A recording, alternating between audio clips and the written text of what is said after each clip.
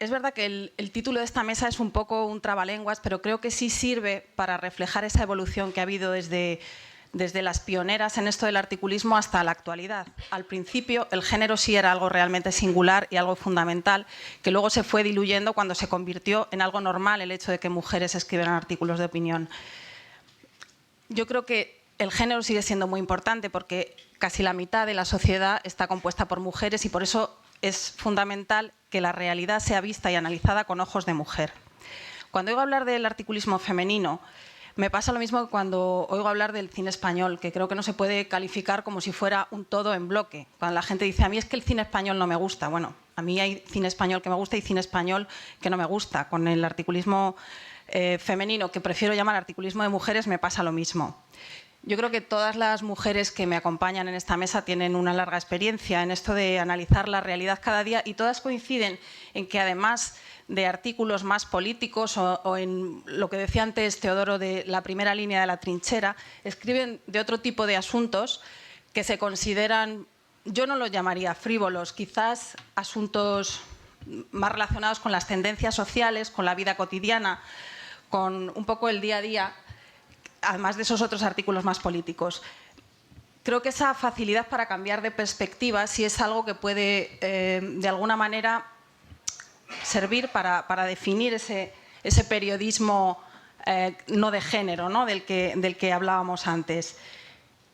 Yo creo que eso siempre se ha considerado, o teóricamente se considera algo menor, me parece un error. Yo creo que bajar a pie de calle para ponerse en el tú a tú con el lector de la vida cotidiana es algo muy difícil y que no se debe analizar con prejuicio. Es verdad que es más difícil que los hombres se dediquen a escribir este tipo de artículos. Yo creo que en general es porque no les interesa, porque lo de bajarse a pie de calle es bastante complicado y hablar de tú a tú al lector es más difícil que hablarle de otros temas en los que, ojo, que yo manejo unas fuentes que tú no manejas.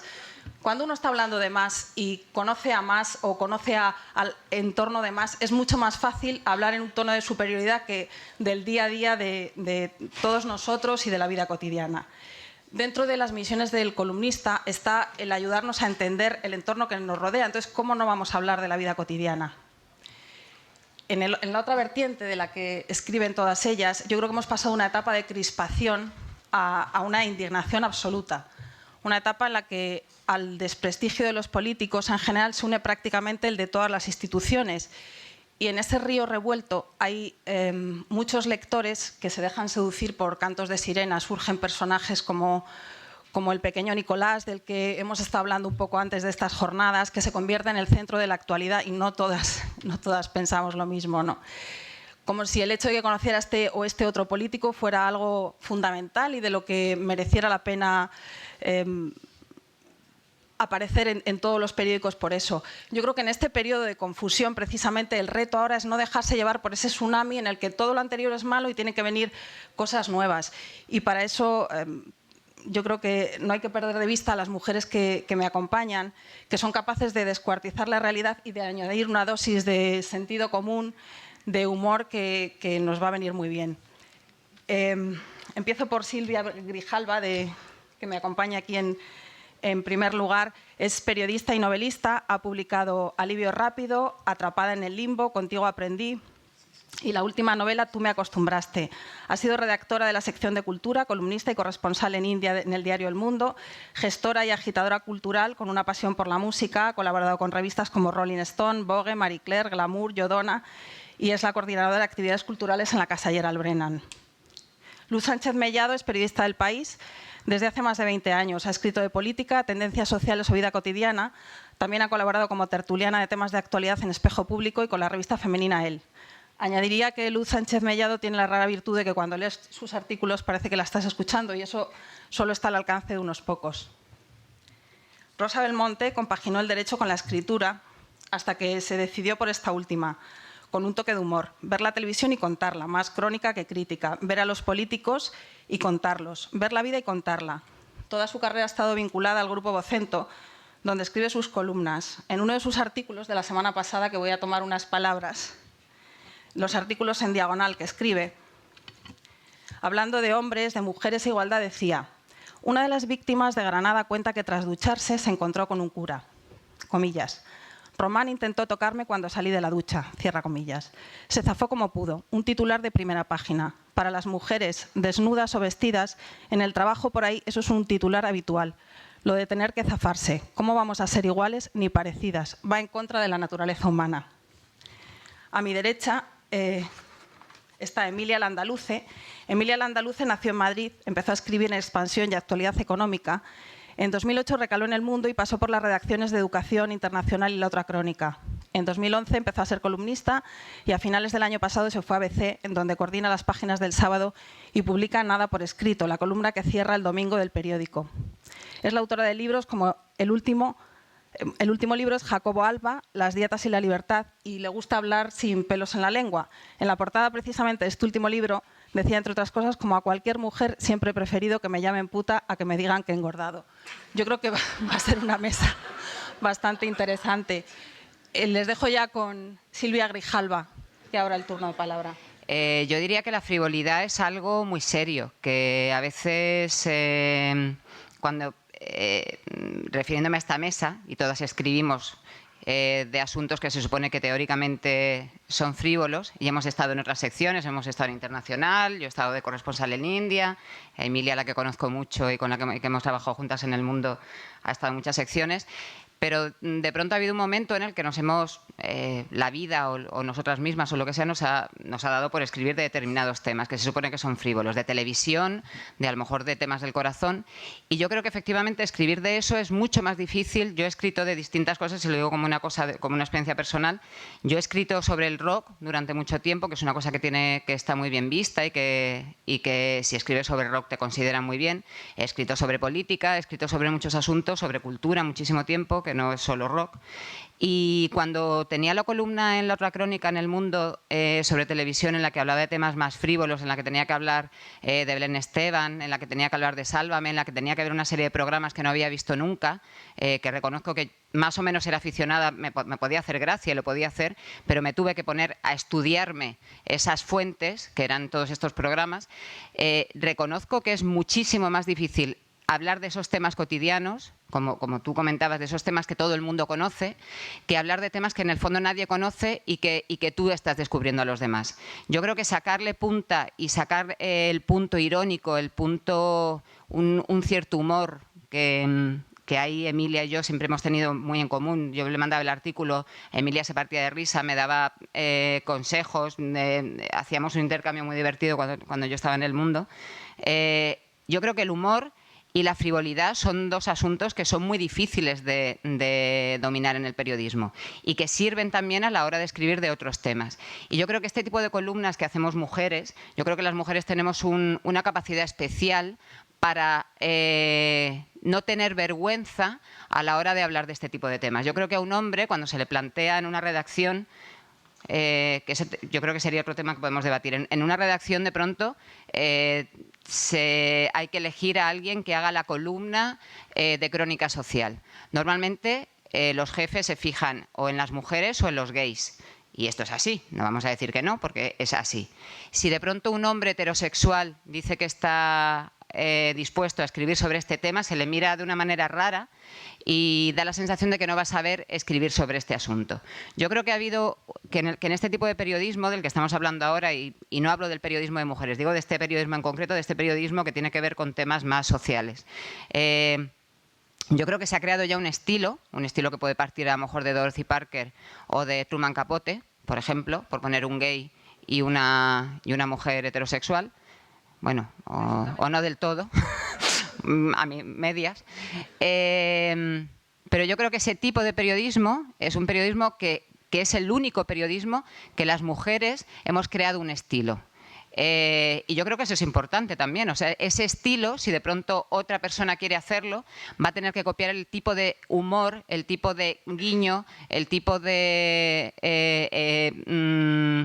frases, las referencias que quizás solo las mujeres en muchos casos podemos entender, que es típicamente femenino. Y eso no se puede negar, es algo absolutamente real, y que si se hiciera una tesis sobre este tema, que la verdad es que cuando Teo me invitó, empecé a pensar en el tema, digo, pues creo que una tesis sobre este tipo de crónica, de periodismo de crónica social, que en el fondo es un periodismo que a mí me parece que es absolutamente elevado y que es muy literario, además, da mucho juego para hacer literatura, es algo que nos hemos inventado las mujeres. Es un estilo que por una vez en la vida nos hemos inventado algo dentro del periodismo, las mujeres. Y yo creo que eso hay que defenderlo, y que hay que decir orgullosamente, cuando yo escribía, lo tengo que reconocer, cuando a mí me ofrecieron en La Otra Crónica escribir sobre televisión y escribir sobre Sálvame, pues en los círculos intelectuales en los que yo me muevo habitualmente, pues me miraban raro. Y lo tenía que defender y decía, bueno, es que esto es algo divertido, que no está mal y se puede hacer con muchísima dignidad. Entonces yo creo que quizá mi tesis fundamental es esa, que lo hemos inventado las mujeres, este estilo, esta forma de hacer periodismo, y que la frivolidad y el humor son cosas muy difíciles de hacer, y sobre todo en periodismo, en literatura más, pero en periodismo más. Creo que todas las que estamos en esta mesa y las chicas que veo aquí, todas jóvenes y guapísimas y políglotas seguramente, les debemos mucho a las protagonistas de la mesa anterior, que por lo que comentáis estaba protagonizada por un poco las pioneras que viven todavía y que fueron las que nos enseñaron el camino. Nosotras, cuando llegamos, y creo que hablo en nombre de todas las compañeras, teníamos mucho trabajo hecho. Entre ellos, el que no fuera noticia que fuéramos mujeres las que, bueno, empezábamos a escribir. Yo no soy columnista, yo soy periodista. A mí un día un jefe me dijo, vas a hacer la columna del verano. Esto me lo dijo el 31 de julio, yo ya tenía las vacaciones organizadas, y me lo dijo por la sencilla razón de que, como era plantilla de la casa, salía, no sé si buena y bonita, pero desde luego barata. Es más, salía gratis. Quiero decir con esto que la vida te va llevando y que muchas veces tú no eliges lo que quieres hacer.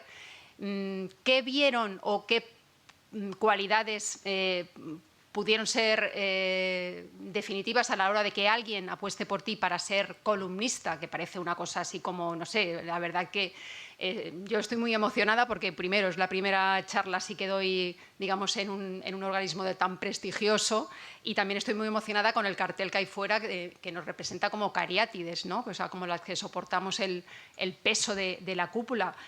Yo no creo que nadie se levante por la mañana diciendo quiero ser columnista, aunque muchas de nosotras soñáramos con escribir, ¿no? Lo que nos diera la gana. Y cuando hablo de lo que nos diera la gana, yo creo que ese es el rasgo distintivo de los columnistas, que no tienes un encargo, aunque te encarguen hacer una columna, se supone que el tema, el estilo, el abordaje, el enfoque es tuyo.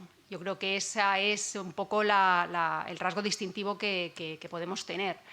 Cuando digo que soy mujer porque me parió mi madre con el gen XX, me refiero a que yo no me planteo un punto de vista femenino. Imagino que simplemente lo tengo. Discrepo un poco con Silvia a la hora de que nos inventamos este género. Yo creo que bebemos todas de muchas fuentes, y entre ellas, bueno, sin que suene grandilocuente y, por supuesto, salvando los abismos generacionales de género y de calidad, Umbral, yo creo que apuntó aquello de la barra de pan, ¿no?, bajo el brazo, salgo a comprar el periódico con la barra de pan, apuntó algunas vías, ¿no? Lo que creo es, y sí que estoy muy de acuerdo con Silvia, es que si algo nos distingue, aparte de esa mirada impresionista, de tener los ojos, los oídos, el olfato y la piel alerta, creo que es una distinción, no sé si femenina, pero por lo que observo en mis congéneres, creo que sí que estamos más alerta, y no digo al titular, no solamente digo al titular, digo a qué corbata lleva puesta Floriano cuando nos da sus inefables ruedas de prensa, a qué huele Cospedal cuando hace, o qué broche, los broches estos que se pone Cospedal cuando yo los llamo los broches apotropaicos, ¿no? Apotropaico es una palabra que se me quedó grabada en COU cuando el profesor de arte nos explicaba las columnas creo que era de Ur, ¿no?, que se llama de carácter apotropaico. y apotropaico es de carácter defensivo. Yo creo que Cospedal, Aguirre y muchas mujeres, no solo del PP, estoy pensando también en Carme Chacón, se ponen ese pedazo de broches para que desviemos la atención al broche y no nos fijemos en lo que dicen. Con todo este rollo y esta parrafada quiero decir que creo que las mujeres tenemos una especial sensibilidad para el detalle y para cosas que pueden parecer secundarias, pero a la hora de interpretar una realidad nos dan muchas pistas, no solamente del personaje, sino de la situación. Y lo que sí que creo es, primero, ese amor por el detalle. Segundo, el humor. No todas las columnistas femeninas tienen humor, pero yo creo que no tenemos complejo en mostrar esa falta de pretenciosidad que algunos y algunas confunden con el estilo, bajo mi punto de vista. Esas frases ampulosas, ese análisis sesudo. No sé quién definió a los intelectuales de las cejas altas, ¿no? Como que están todo el día con las cejas circunflejas, analizando y pasando por su filtro de si es o no es suficientemente pedante, o ahora llamaríais vosotros hipster, ¿no? Una cosa moderna, ¿no? Que es ahora un poco la nueva dictadura. Yo creo que si algo distingue nuestra mirada es eso, la falta de complejos, el amor por el detalle y el estilo personal que muchas veces puede ir en nuestra contra. Cuando digo que a mí yo soy columnista por marrón, o sea, a mí me cayó un marrón en verano, me fastidiaron las vacaciones y resulta que, bueno, que llevo desde 2009 haciendo columnas y creo que si algo me puede salvar en este momento de la debacle, que son muchos medios de comunicación y de la caza vamos, la jungla en que se ha convertido muchas veces la profesión, puede ser esa vía, ¿no? Y todo este rollo es para deciros que primero, creo que no hay un periodismo femenino, estoy absolutamente de acuerdo. Yo he hecho política y he hecho política en primera línea, periodismo de declaraciones, fulanito dice, el otro responde. Cuando vengan las compañeras de política, está mi compañera, y hablo barro para casa, Anabel Díez, es mujer, vale, porque ha nacido con el cromosoma XX, pero no creo que su periodismo, su crítica feroz y su análisis de la realidad difiera mucho de Fernando Garea, que es otro compañero mío, varón, y que se dedica a lo mismo.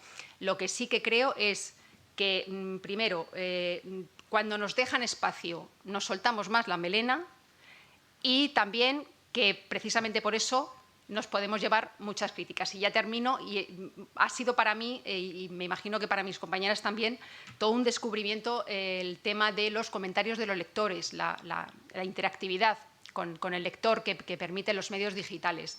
Yo muchas veces no, todos los sábados, hago el ejercicio de leer los comentarios a pie de página que hacen los internautas a mi artículo, ¿no? A portera de día los sábados en El País. Y muchas veces me hace mucha gracia dos cosas. Una, muchos no reparan en que soy una mujer y me llaman Luis. Esto me ha pasado toda la vida del señor. Me llaman Luis, no sé por qué. Entonces me ponen a parir por ser un hombre y ser machista, lo cual me encanta porque quiero pensar que si una persona que cree que soy un hombre llama machista a una mujer que, desde luego, si de algo no es machista, no lo estaré haciendo tan mal. Muchas gracias. Como empecé en La Verdad de Murcia, entonces como señorita de provincias, es decir, la gente hacía columnas dedicándose a otras cosas. Entonces tenía un amigo abogado que decía, ¿y tú por qué no escribes? Y entonces en el verano del 96, pues me acuerdo que fueron los Juegos Olímpicos de Atlanta, pues escribí 4 cosas y me dijeron, bueno, pues ya en septiembre empiezas. Eso que te vas con la hoja de papel allí al periódico, me parece como la prehistoria. Luego ya iba con el disquete en la moto, que todavía era más prehistoria todavía. Lo que pasa es que empecé a escribir, y bueno, pues ya me fueron encargando más cosas. Es decir, ya empecé a hacer crónicas, empecé a hacer entrevistas, empecé a hacer televisión, empecé a hacer más televisión.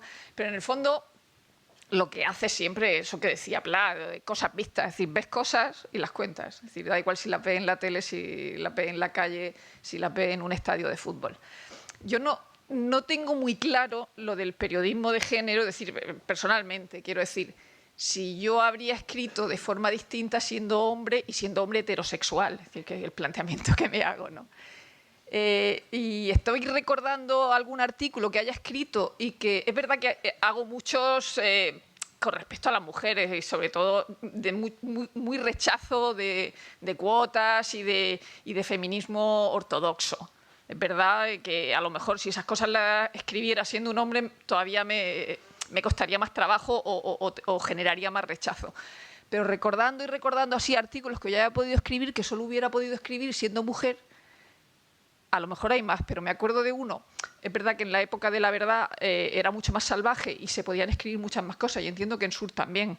Es decir, yo eso sí que lo he notado, es decir, que yo en La Verdad he escrito cosas mucho más burras que las que he podido luego escribir en ABC, eso sin ningún lugar a dudas. Entonces yo me acuerdo que Carefree sacó un Salva Slim negro y yo dediqué una columna a Salva Slim negro.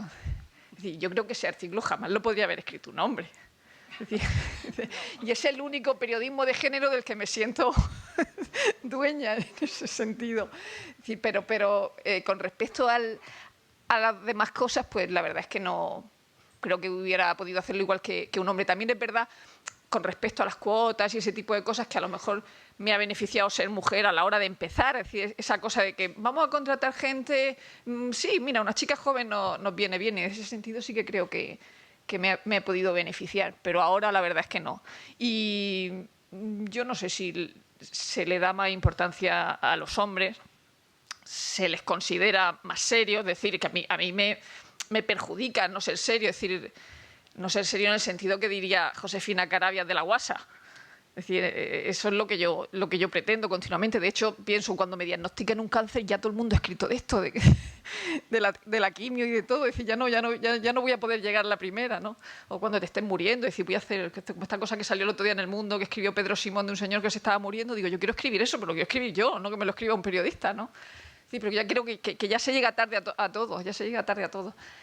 Pero bueno, yo no creo que ser mujer sea diferente, y creo también que hay mucho columnismo tonto en el sentido de las novelas tontas, de las señoritas tontas de las que hablaba George Eliot. Es decir, creo que hay muchas gilipolleces que se escriben en el nombre de las mujeres.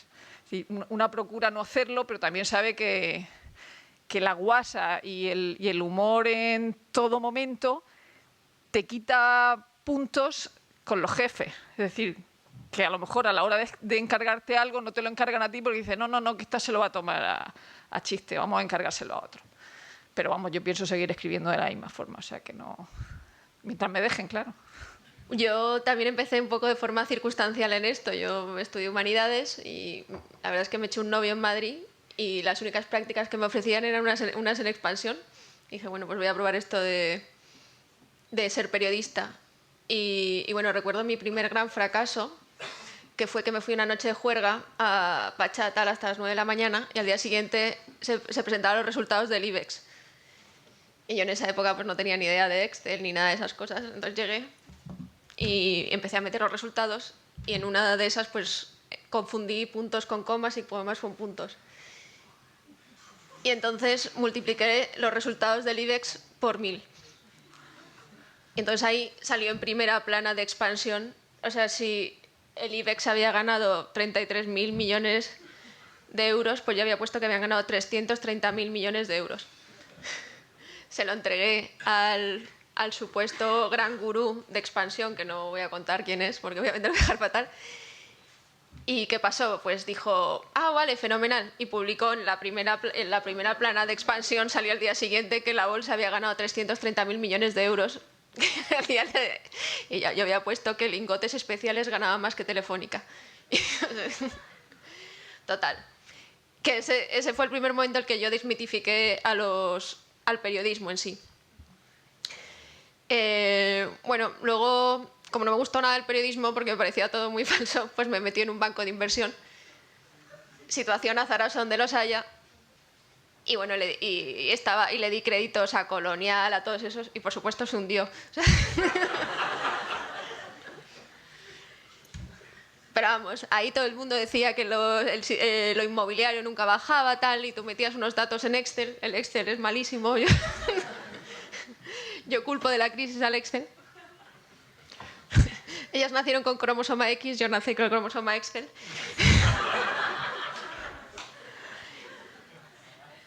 Y bueno, me fue relativamente bueno. Pues ahí entonces quebró quebró el banco, de hecho lo absorbió otro, otro banco alemán. Yo me iba ahí a Frankfurt con unos sufrimientos. Pero bueno. Y bueno, en ese tiempo, por casualidad, en mis ratos libres escribía un libro tal que publiqué, que es donde saco... Lo malo es... Yo tengo 33 años, lo malo es que mi mejor frase la escribí a los 23, que es así, pues yo, es verdad que todas las mujeres preferimos que nos llamen putas a que nos digan que hemos engordado. Y yo creo que aquí no hay mucha disidencia. Y me fichó El Mundo. Y yo como Luz, pues también he sido periodista antes que columnista y he hecho de todo, ¿sabes? Desde meterme en una maceta a esperar la salida de Gloria Lomana y Piqué, hasta que me mandaran al Tribunal de la Haya, que yo lo que soñaba era ser periodista del Tribunal de la Haya e irme a la guerra de Georgia, pero bueno, acabé escribiendo encuestas sobre Belén Esteban. Que casualmente al final es lo que me ha dado más rédito y me ha permitido luego escribir de cosas más profundas. Yo creo que no llevo ni el cromosoma XX, yo llevo en sí el X, nada más, porque soy bastante verderona y me gusta rozar el límite siempre. Luego empecé a escribir columnitas, tuve un blog que se llamaba Paso Revista, que era totalmente delirante, donde pues hablaba de todo, me inventaba unas cosas tremendas, desde que la familia real era unos lagartos, hasta, yo no sé, hasta una boda en que todos habían tenido diarrea, que fue la boda de los Medina, ¿no? Se casó Luis Medina y se tomaron un pescado envenenado y todos se pusieron malísimos y tal. Y ahí se hicieron que se fijaran en mí y yo siempre pienso, pues si me hubiera quedado escribiendo el Tribunal de la Haya, pues seguramente pues nadie se hubiera fijado en mí. Y bueno, y de ahí salté a ABC, donde bueno, no puedo decir que... No puedo escribir de Corina, que es mi máximo tema de conversación, que es lo que más me gusta. Pero que bueno, más o menos puedo escribir a cambio de José Bono. Y bueno, yo no sé si existe el género femenino. Yo no sé, tampoco yo también creo que somos deudoras de... Yo nunca he sentido la presión como escritora, más como organizadora que soy de las páginas, más como medio mando. En eso sí noto que hay cierto machismo, que las mujeres no accedemos a los puestos directivos de tanto.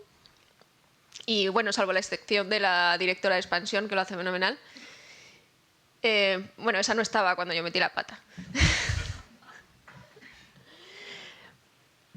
Pero yo no veo que haya un columnismo de género. Yo, en todo caso, yo practico el género epiceno, perdiz macho, perdiz hembra, que es el ejemplo que siempre me quedo en las clases de lengua, esas horrorosas de sujeto predicado y lexemas, fonemas. Nada. Y bueno, yo no sé. Yo lo que creo es que lo que aportamos, yo siempre he pensado que lo más importante que yo puedo aportar a la vida, desde mi perspectiva, que es bastante, que tampoco creo que tenga, a lo mejor ni soy tan leída como puede ser Rosa, que he salido todo, ni tengo unas grandes experiencias vitales, de momento. Pues yo lo que siempre trato de aportar es el sentido del humor. Hay uno de esos libros un libro que lees en tu juventud, que es El Cuarteto de Alejandría, que luego lo relees cuando tienes 30 años y te parece un horroroso. Pero hay una frase que dice el escritor Passwording, que es verdad. Y aquí retorno a una de mis grandes obsesiones, que es la gordura. Que es como todo gordo me creí mi propio héroe, pero luego, gracias a Dios, descubrí el sentido del humor. Y yo creo que el sentido del humor es lo que te permite seguir viviendo. Respecto a si hay el periodismo serio o no serio, entre nosotros, yo creo que a mí como periodista me gusta más Jorge Javier Vázquez que Ana Pastor. Y creo que es más ingenioso, incluso más leído, y no es una cosa que me dé vergüenza decirlo. Creo que es más difícil mantener un programa como Sálvame que el objetivo. Y a partir de ahí yo creo que el debate sobre la frivolidad pues se acaba. todas combináis un poco ese periodismo del que hablábamos, que es más serio, por llamarlo de alguna manera, y ese otro periodismo, a mí no me gusta llamarlo frívolo, yo lo llamaría más a pie de calle. Me gustaría saber en cuál de los dos os sentís más cómodas y si creéis que los lectores, en un caso os leen hombres y mujeres y en otro solo os leen mujeres. Luz comentaba antes que le interesa mucho lo del feedback con los lectores y ver un poco los comentarios. Ahora que hay posibilidad de saber quién os lee, quién os comenta, pues me gustaría que nos habláis un poco de eso. No ha sido una sorpresa, sobre todo para las de medios escritos, los profesionales de medios escritos, ese intercambio con el lector, porque antes solamente nos llevaban cartas a la redacción, la mayoría halagüeñas y diciendo que qué bueno lo tuyo, ¿no? Ahora, sin embargo, bueno, de hecho en el país tuvimos que poner un moderador que yo creo que, porque se nos había colado allí la Cañada Real, las 3.000 viviendas, se nos habían colado todos los canis y todas las chonis de España a ponernos a parir a la gente que escribimos, ¿no? Pero yo creo que es muy educativo y cuando hablábamos de la dualidad, yo realmente, aún a día de hoy, y hasta hace 2 días he estado haciendo sesiones de control parlamentario, quiero decir que mantener esa dualidad es difícil. Y yo creo que la gente no busca tanto la firma en las piezas de información general y sí que busca la firma, obviamente, en las columnas, ¿no?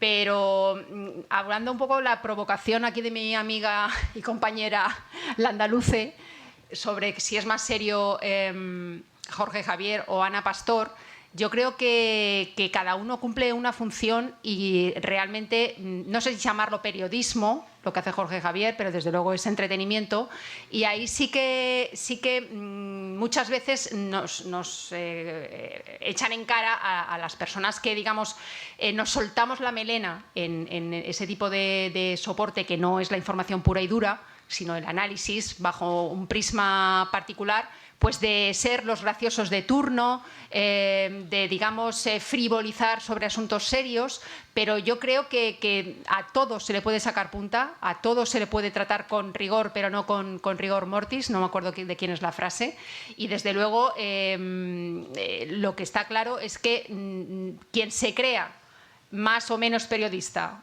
por estar retransmitiendo una sesión de control parlamentario al gobierno o por hacer la crónica de televisión, creo que realmente está profundamente equivocado. Y vamos, y realmente el pretencioso es él. Muchas veces se puede hacer una información muy seria mezclándola con detalles que aparentemente son más frívolos. Yo recuerdo mucho, siempre me quedé y además me ofendió mucho que Diego Manrique, el gran crítico musical de España, mucho mayor que yo evidentemente, y que, vamos, es cierto, Sí, sí. Cuando yo empezaba era la única crítica musical que había de rock en España, y lo he sido durante mucho tiempo. Bueno, estaba Patricia Godes y después llegué yo. Y entonces Diego Manrique, en una charla de estas, un día dijo: bueno, es que Silvia realmente crítica no hace, ella lo que hace es una crónica musical, como si fuera algo despectivo. Y entonces yo dije, bueno, vamos a comparar tu crítica. Yo era muy joven, ahora me lo dicen y me hubiera parecido igual, pero era muy joven y yo defendía aquello con uñas y dientes y dije, vamos a comparar. Yo estoy en mi crítica sobre, era un concierto de los Rolling Stones, en mi crítica sobre los Rolling Stones he estado hablando de música, pero también he hablado del estilismo que lleva Mick Jagger y de lo mal que le queda la no sé cuántos, y de la gente que estaba viendo el concierto, cómo reaccionaba ante esto y cómo olía, y lo que tú dices, una cosa más sensorial. Tú te has limitado a decir los títulos de las canciones y a decir si lo tocaban bien o mal. Los dos hemos hecho una crónica de lo mismo que hemos visto, pero se supone que lo mío es peor porque yo estoy hablando de otras cosas. Yo creo que no, yo creo que ese punto de vista, por ejemplo, creo que el de la música es un punto de vista que es muy fácil hablar de géneros, porque efectivamente es una cosa muy masculina, el rock and roll es una cosa muy masculina, y yo he estado metida ahí como periodista, con todos los rockeros, y he estado metida ahí con todos mis compañeros periodistas musicales, algunos maravillosos, pero otros tienes que estar soportando este tipo de cosas, ¿no? Después ya con el tiempo, cuando ya llevas 20 años haciendo crítica musical, te respeta a todo el mundo y a todo el mundo le parece, y incluso ves que Diego Manrique de vez en cuando habla del modelo que lleva no sé cuántos en un concierto, ¿no? Se le quita. Pero yo creo que tiene que ver también con lo que tú decías del miedo, ¿no? Que de esa especie de miedo a parecer, a que no seas demasiado serio, que las mujeres en general no lo tenemos porque es como se supone que somos unas frívolas y que somos medio tontas, pues no tenemos por qué demostrar que somos tan serias y total da igual, si no tenemos nada que perder, ¿no? Es una exageración, pero bueno, yo creo que un poquito de eso hay que nos da mucha libertad también, que es una cosa que está muy bien, ¿eh? Que tampoco tenemos que estar todo el tiempo demostrando lo que somos, y yo creo que por ahí va. Y después también hay algo que yo creo que tiene que ver con lo que decía Luz, que es el nuevo periodismo. Cuando hablabas de lo de Umbral, yo creo que Umbral es uno de los grandes seguidores, uno de los grandes columnistas que ha tenido que ver con el nuevo periodismo. Yo veo que aquí hay muchos estudiantes de periodismo y estoy segura de que Teo les ha recomendado, y los profesores que hay aquí les habrán recomendado que lean a Tom Wolfe y todo el nuevo periodismo, pero a mí me parece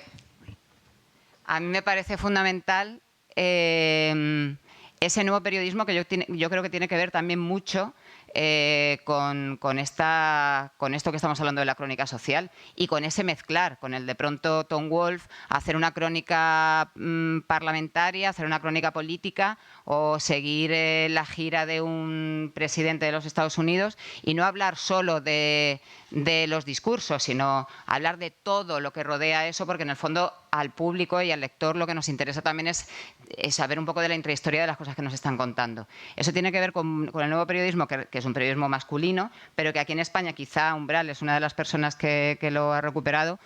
El maestro Manuel Alcántara yo creo que es uno de los puntales también. En sus crónicas tiene totalmente esa visión, y las mujeres nos hemos beneficiado de esa libertad que dio el nuevo periodismo en un momento determinado de la historia, que lo hemos llevado quizá muy al extremo, pero yo creo que en el fondo todo esto que estamos hablando, incluso Jorge Javier Vázquez, tiene mucho que ver con ese aire de Truman Capote o de muchos de los periodistas de ese género, ¿no? Esas columnas que hizo en El Verano, en El Mundo, en el que hablaba de su familia aquel verano, yo creo que esas columnas son insuperables. Es decir, luego hizo su libro y el libro no era tan bueno como esas columnas. Es decir, a mí me da la impresión de que la comparación con Jorge Javier Vázquez y con Ana Pastor, que me parece una periodista estupenda, pero por escrito, me parece como en Balas sobre Broadway, cuando John Cusack iba de intelectual y el intelectual de verdad era Charles Parmentier, era el gángster, es decir, era el que escribía bien. Y en este sentido me parece que Jorge Javier escribe muchísimo mejor, por lo menos esas columnas eran mejores que las que pueda escribir Ana Pastor, independientemente de su labor como periodista hablando. Eso no digo nada. Y luego, con respecto a las cosas que escribimos, que todavía nos afean, sigue pasando. Es decir, yo hace poco hice un comentario sobre el cutis de Alberto Garzón y me dijeron algo así como, ¿qué crítica más profunda? Digo, yo sí solo he dicho el cutis que tiene, que además es que es el mismo que el de Pedro Sánchez. Yo estoy obsesionada con los cutis de estos dos hombres. Pero es decir, te afean que digas esas cosas. O en una crónica sobre el concierto de Kylie Minogue, yo me acuerdo que empecé diciendo Kylie Minogue, como Ana Mato, es de esas mujeres que viven en una adolescencia permanente físicamente.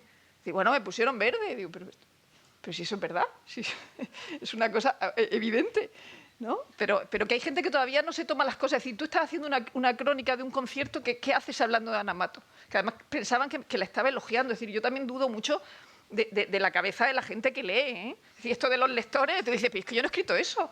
Es decir, y si lo he escrito no significa eso, no sé, a veces dudas realmente de si sabes escribir porque no te entienden. Bueno, no te explicas, como decían a mí cuando era pequeña, si no se dice no me has entendido, se dice me he explicado. Muchas veces escribes algo con un tono irónico y cuesta entenderlo. Emilia, sácanos de dudas, ¿a qué te referías? Después de tus experiencias en la tercera fase con el Excel y lo que has dicho de Jorge Javier Vázquez, te referías al Jorge Javier Vázquez, escritor, y también me gustaría que nos dijeras si después de todo eso tú te sientes, en cuál de los dos papeles te sientes más cómoda, aunque sea siempre Emilia. Yo lo que me siento más cómoda, por supuesto, es escribiendo de lo que me da la gana, como hago los domingos, o metiéndome yo, porque mis artículos de los sábados donde critico el habla, pues no me los pone en internet, no sé por qué, porque si no me insultarían directamente. Pero yo lo que me siento más cómoda es en el sentido del humor, porque yo creo que la vida es en sí tal burrada que si nos la tomamos demasiado en serio pues se pasa muy mal. Si todos sabemos la tristeza que es en realidad todo, y yo siempre prefiero tomarme un poco la vida con humor. Si ahora lo piensas, joder, pues estamos aquí, pues no sé cuántos están muriendo, la cocaína que compramos, encima el 7 euros se va para la yihad. O sea, ya no nos queda ni eso. Pues no puedes hacer... Pues yo me siento mucho más cómoda desde la sátira y desde el humor. Y a mí me encanta Ana Pastor y me parece una tía muy guapa y estupenda.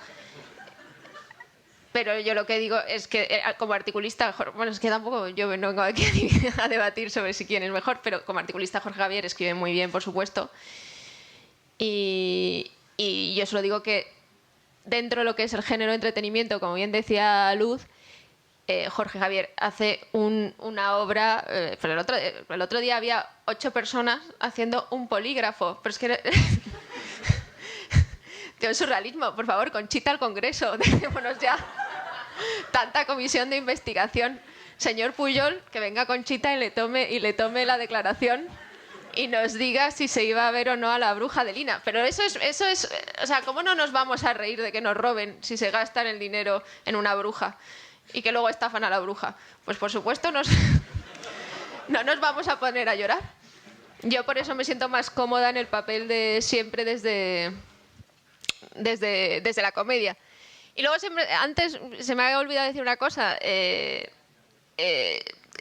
Yo no me siento incómoda haciendo periodismo del corazón. A ver, vosotros que sois alumnos de periodismo, decidme cuál ha sido la exclusiva del año, este año. A ver. Podéis levantar la mano, ¿eh?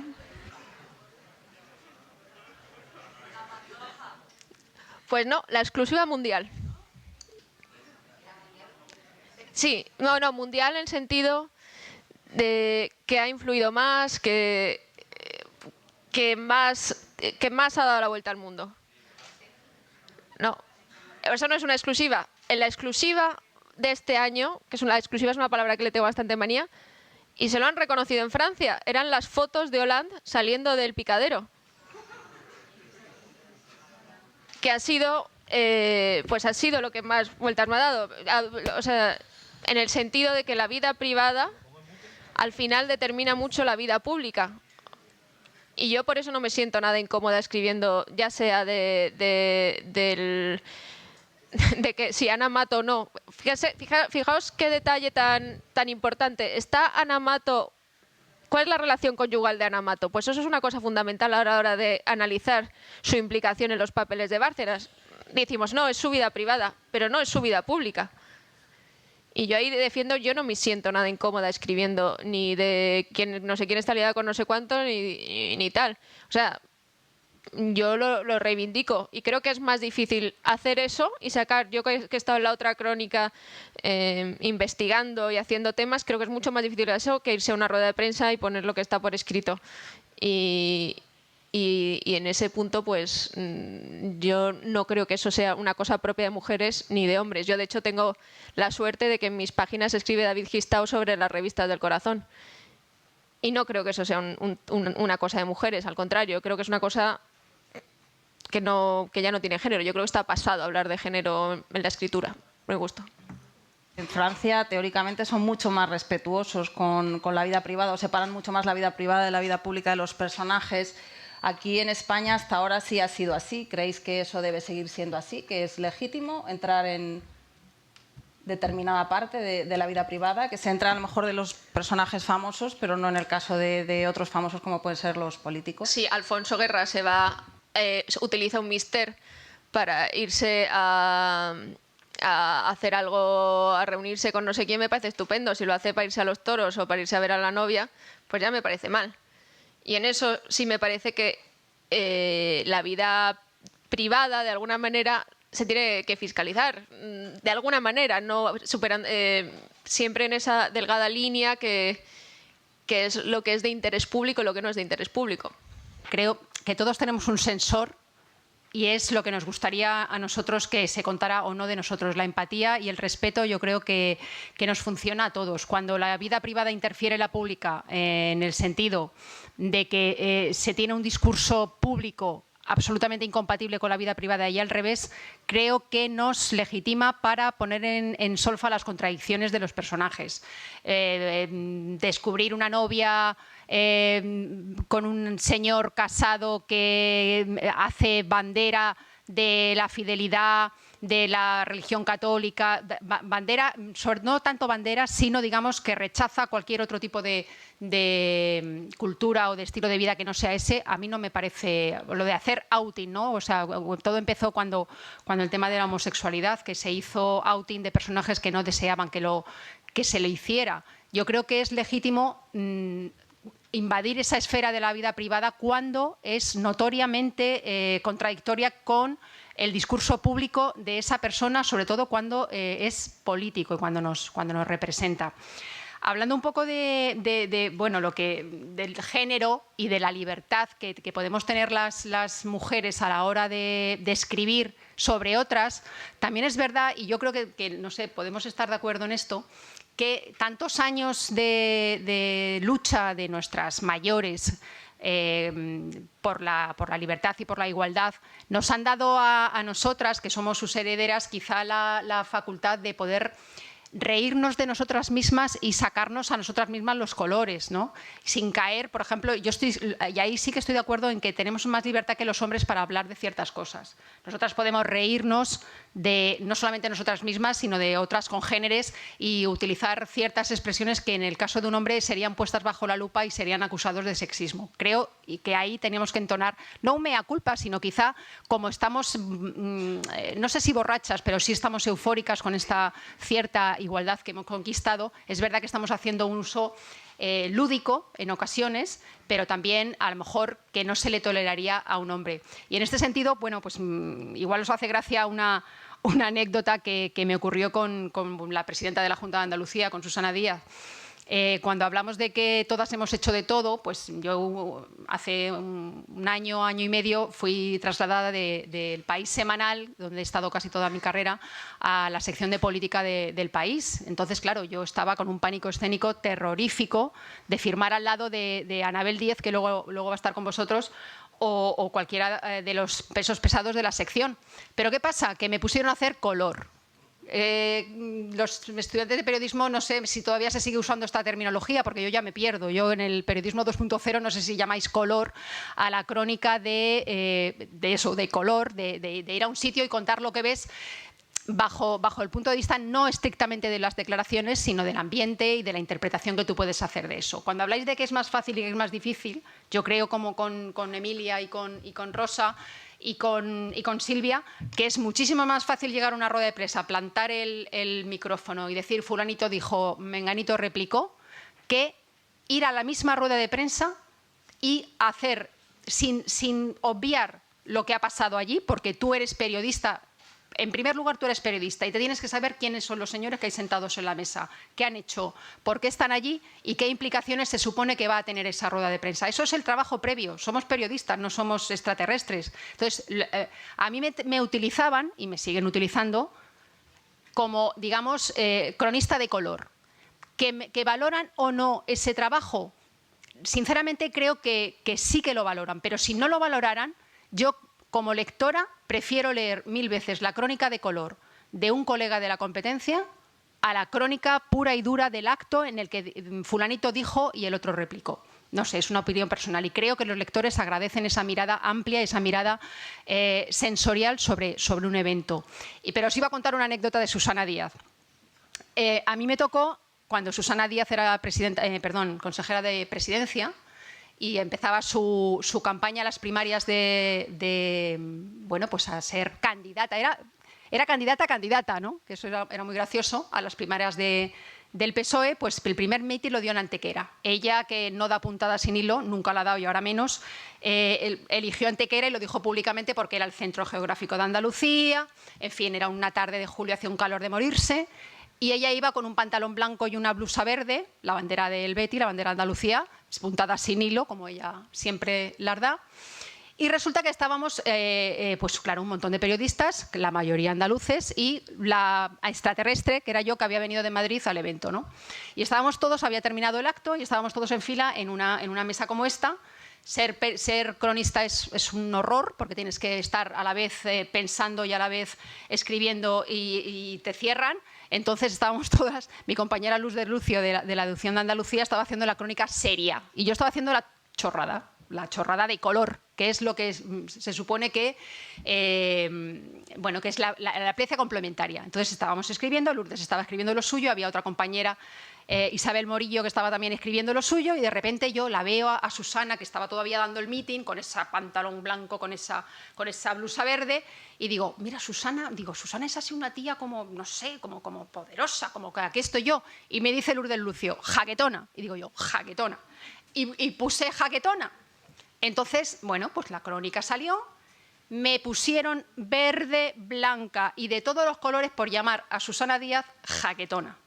Entre ellas Susana Díaz, que me hizo saber que le había ofendido, no ofendido, pero le había molestado el término jaquetona, cuando yo lo utilizaba en el sentido de una tía que llegaba de armas tomar, ¿no? Que llegaba y se notaba su presencia. ¿Qué pasó? Pues que era tan evidente que no era un término sexista que hubo una especie de corriente en Twitter en la que todas nos empezamos a llamar jaquetonas. La primera, Amparo Rubiales, que fue la primera que me puso a parir por llamar a Susana jaquetona. Y lo hicimos nuestro, pues éramos el club de las jaquetonas.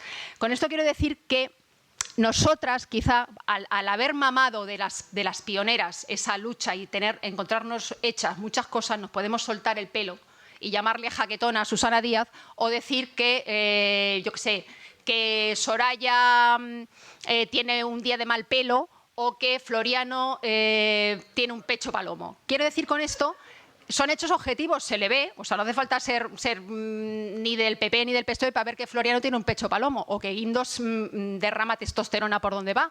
Pero quizá esto a un hombre no se le consentiría y a nosotras sí. Y creo que en ese sentido tenemos cierta discriminación positiva. La primera de estas jornadas se reivindicaba la transición frente a los que lo querían destruir. Ya poniéndonos un poco más serias, aunque sin perder nunca el toque de humor, me gustaría que nos dijerais cuál es el reto que pensáis que tienen ahora mismo los articulistas frente a ese tsunami de indignación que hay. No me digáis que os he dejado sin palabras. No, cuando decías tú lo de que por ejemplo, los políticos, si tienen una ideología determinada que es criticable su vida privada, yo ahí disiento. Yo sinceramente creo que hay un límite en el que la vida privada nunca se puede tocar y si no afecta a su función pública, yo creo que no se debe tocar. Y a mí no me parece que se pueda hablar de un político, digamos, conservador, el ejemplo que has puesto, un político conservador que a lo mejor está propugnando la familia y entonces de pronto se le descubre que tiene un amante. No me parece que eso se tenga que sacar a la luz si no afecta, si no se ha ido a ver al amante en avión a no sé dónde y ha pagado con dinero público. A mí me parece que, a ver, a mí como persona me divierte mucho saberlo, porque soy cotilla, que como todo el mundo. Pero me parece que como periodista no tengo por qué contarlo. Y me parece que tampoco lo tendría que contar. O sea, no es que haya que contarlo en ese caso y en el caso de que si es alguien más progresista que dice que no está ni siquiera, que está casado pero que no defiende especialmente a la familia, que no es tal, que en ese caso no se tenga que contar. Yo creo que la vida privada es la vida privada y que si no afecta a las cosas que estás haciendo y no gastas dinero público y este tipo de cosas, que yo creo que hay que respetarlas siempre. Que después no las respetemos y que nos divierta mucho ver el Sálvame, esa es otra cuestión, pero creo que como periodistas no, y que la ideología no tiene que ver con eso. Por ejemplo, el caso del aborto me parecería también o sea, yo soy tan exagerada que creo que un político que haya votado y que su conciencia política le diga que debe poner una ley muy restrictiva del aborto, si ese político se descubre que ha apoyado que alguien haya abortado, una pareja suya haya abortado, yo creo que es que no hay por qué contarlo. O sea, me parece que la parte política, yo ahí soy muy radical, me parece que la parte política no tiene por qué siempre, lo ideal es que vaya con la vida personal, pero no tiene por qué ir siempre. Y me parece que a veces nos metemos demasiado, somos demasiado jueces, los periodistas, a la hora, y sé que lo que estoy diciendo es muy políticamente incorrecto, pero es que yo lo veo así, que los periodistas no tenemos por qué ser jueces de la vida que lleva una persona. Tu profesión es una cosa y tu vida privada es otra. Y si tú como político defiendes una cosa ideológicamente, no tienes por qué hacerla en tu vida privada.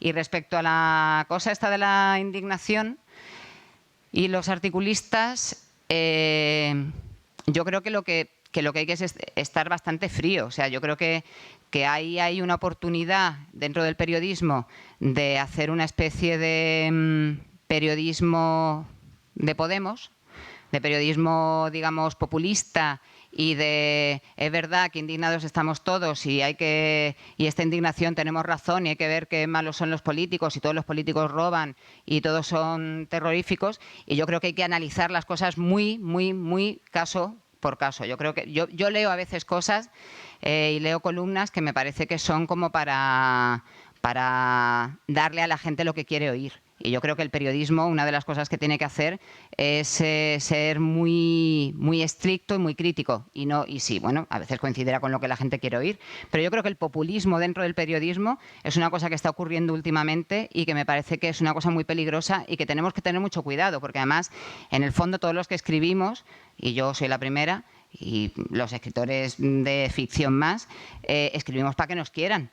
Y cuando tú escribes un artículo y de pronto te están criticando muchísimo, me ha pasado, a mí como más me han criticado ha sido escribiendo de música. Una vez que me metí con Sabina, bueno, fue aquello, vamos, incluso casi me echan del periódico, pero yo creo que el peligro que hay ahora con esta indignación y con esta corriente política actual es el excesivo populismo, que hay periodistas que están cayendo un poco en eso y que yo creo que es muy peligroso, porque además hay que tener mucho cuidado con lo que se escribe en los periódicos. A veces yo muchas veces no he sido consciente de que lo que escribía influía tanto en la gente. Influye muchísimo. Da casi miedo a veces. Y yo creo que yo lo que diría que hay que evitar, y para las nuevas generaciones, es esa cosa de escribir lo que quieres, lo que sabes que la gente quiere oír. Yo creo que eso hay que evitarlo. En cuanto a la beca Errejón, por ejemplo, es decir, que todos los artículos, cuando se descubre lo de la beca, se centran en ahora sí sois castas, ¿no? Vosotros tan puros y tal. Sí, pero hoy el artículo de Félix de Azúa en El País, hablando de la universidad, es decir, de la casta de la universidad, él que da una perspectiva diferente, es decir, que se aparta del populismo y dice, vamos a lo que vamos. Es decir, que es verdad, vosotros sois puros y este está cobrando esto. Pero lo importante es cómo en la universidad. Es decir, que eso es lo primero de lo que hay que hablar. Y en ese sentido me parece muy, muy importante esa perspectiva nueva que ha aportado hoy Félix de Azúa, que no es periodista, que es novísimo y poeta. Bueno, y escritor, claro. Pues yo creo que ante el populismo y lo que se avecina, pues lo que nos queda es emborracharnos. Porque todo va fatal. No, pues lo que nos queda pues es... pues no sé, yo creo que un poco de sentido del humor, que al final es la forma más seria que tenemos de afrontar la vida. Porque lo que hemos estado diciendo todo el rato, no sé, ¿sabes? Yo también estoy con Rosa el análisis. Yo creo que en los periódicos a veces pecamos mucho de, incluso los columnistas o los análisis sesudos son superficiales. Y entonces, ante esa falta de profundidad en algunas cosas, pues lo único que podemos hacer, pues es, yo en mi caso, lo que pienso hacer ante el auge del populismo es reírme. Y eso es mi postura. Yo creo que ahora todos sabemos que si Podemos, o sea, perdón, hasta se me va la frase. Yo creo que ahora todos somos conscientes, los periodistas, de que si ponemos Podemos en un titular, tenemos un 50% de posibilidades de estar entre las noticias más leídas, escribas lo que escribas debajo. Se ha convertido Podemos en casi el equivalente de sexo en un titular. Ahora mismo, hablo con datos en la mano, Hablo con datos en la mano, cualquier noticia, análisis o columna que lleve la palabra Podemos en el titular tiene una audiencia garantizada mínima que luego ya abandonará la lectura, pero de momento pincha. Y es verdad que existe la tentación de escribir a demanda. Recuerdo hace unos años hice una entrevista a Mercedes Milá, no hace tanto, hace 4 o 5 años, y ella me decía que los periodistas de prensa escrita nos creíamos una casta superior respecto a los de la tele, y que si los periodistas de prensa escrita escribiéramos con el dato de la audiencia en tiempo real, que nos ataríamos los machos de otra forma y que abordaríamos la información de otra forma. Yo entonces iba muy de prensa escrita y decía, Mercedes, no se puede escribir a demanda. sí se puede escribir a demanda y, de hecho, existe esa tentación y a veces no existe la tentación, sino que existe la orden de escribir a demanda. Yo creo que en ese sentido, bueno, pues las que estamos aquí elegimos los temas, hablo por mí con toda libertad. Y aunque la tentación es evidente de escribir sobre, en este caso, Podemos, o sobre, digamos, lo que está de moda, lo que funciona, lo que sabes que va a petar, pues también está nuestra libertad de dar una de cal y una de arena. Y en ese sentido, volviendo un poco al tema de la distinción y un poco el valor añadido o no que podemos tener las mujeres en ese sentido, yo creo que la variedad de temas que escogemos es más amplia. No quiere decir que sean unos temas ni mejores ni peores, sino que son más amplios. Nos da menos, hablando un poco, yo creo que al final todas convergemos un poco en lo mismo, que nos da menos vergüenza hablar de determinadas cosas, ¿no? Nos da menos pudor. Nos parece que la crítica, yo creo que eso también tiene que ver como que nacemos ya criticadas. Yo siempre digo que vengo de casa con el neopreno puesto cuando voy a los sitios, porque sé que me van a llamar de todo. Y sé que cuando escribo cualquier cosa me van a llamar de todo. Entonces, como venimos de casa ya criticadas, o venimos de la escuela, tampoco creo que hayamos tenido que luchar muchísimo más que nuestros compañeros varones, pero yo creo que sí que tenemos todos implícito y en el chip que, bueno, que si estamos aquí es porque le hemos echado ovarios, en este caso, a la profesión, y contamos con la crítica. En ese sentido, yo creo que nos da menos vergüenza y menos pudor que nos pongan verdes, que es lo que suele suceder. Sí, se le pondría muchísimo más verde a un Salvador Sostres mujer que al propio Salvador Sostres, que a mí me parece bien, es decir, que escribe muy bien, que tiene muchos huevos, de no escribir a demanda, es decir, cosas que van a molestar a la gente. Es decir, pero yo creo que eso sería imposible en una mujer. Es decir, que se le pondría muchísimo más verde. ¿Por los temas o por el abordaje? Quiero decir... No, por decir cosas que no se quieren oír. Pues yo creo que Sí. no. Que también hay... Yo creo que cuando se critica a una periodista se le critica por otras razones, pero que cuando una periodista... A ver, se me está ocurriendo Carmen Rigal. No es Sostres, pero Carmen Rigal a veces es bastante hiriente, digamos.